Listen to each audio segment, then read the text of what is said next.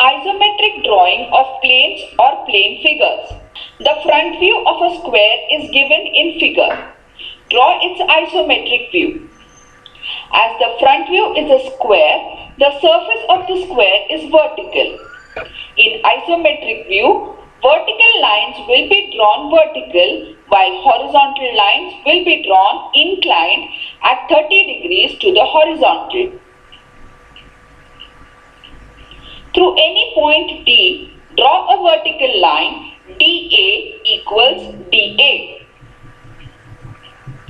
Again, through D, draw a line DC equals DC inclined at 30 degrees to the horizontal and at 60 degrees to DA.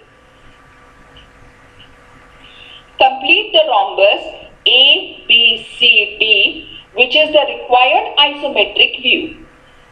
The view can also be drawn in direction of the other sloping axis as shown in the figure.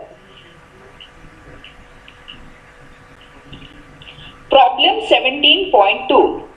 If the given view is a top view of a square, draw its isometric view. As the top view is a square, the surface of the square is horizontal. In isometric view, all the sides will be drawn inclined at 30 degrees to the horizontal.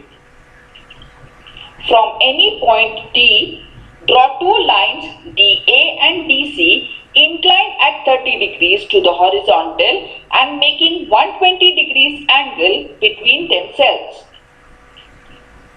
Complete the rhombus ABCD, which is the required isometric view.